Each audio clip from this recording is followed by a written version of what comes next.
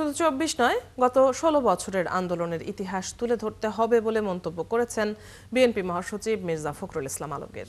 তিনি আরও বলেন, নির্বাচন নিয়ে এখনও দোলাচল চলছে। দেশকে ব্যর্থ রাষ্ট্র করতে না চাইলে গণতন্ত্রকে প্রাতিষ্ঠানিক রূপ দিতে হবে। রাজধানীর একটি হোটেলে ২৪-এর গণ অভ্যুত্থানে বিএনপি শিরোনামে বইয়ের মোড়ক উন্মোচন অনুষ্ঠানে ফখরুল বলেন, একদিকে হাসিনার রায়, অন্যদিকে মব ভায়োলেন্স। শেখ হাসিনার বিচারকে ভিন্ন খাতে নিতে চক্রান্ত করছে একটি মহল।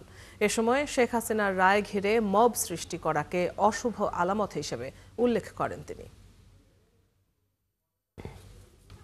এবং আধিপত্যবাদ বিরোধী জনগোষ্ঠীর পক্ষ নয়, শুধুমাত্র যার কথা বললেই কবিতা হয়ে যায়। আমি ওনাকে বাংলাদেশের দলমত নির্বিশেষে আমি তো মনে করি যে ওই রায়ের যে গুরুত্ব সেটাকে কমিয়ে দেওয়ার জন্য একটা বিশেষ মহল ভিন্ন খাতে বিশ্ব দৃষ্টিকে নেওয়ার জন্য এই কাজগুলো করে বন্ধুগণ।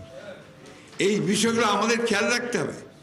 আমরা যারা গণতন্ত্রের জন্য সংগ্রাম করি, লড়াই করি, আমরা যারা প্রাণ দিয়েছি, আমাদের ছেলেরা, আজকে কোনো একটা মহল অত্যন্ত সচেতনতার সঙ্গে, অত্যন্ত ধূর্ততার সঙ্গে, চালাকির সঙ্গে সেটাকে ভিন্ন খাতে প্রভাবিত করার চেষ্টা করছে কিনা এটা আমাদের দেখা উচিত।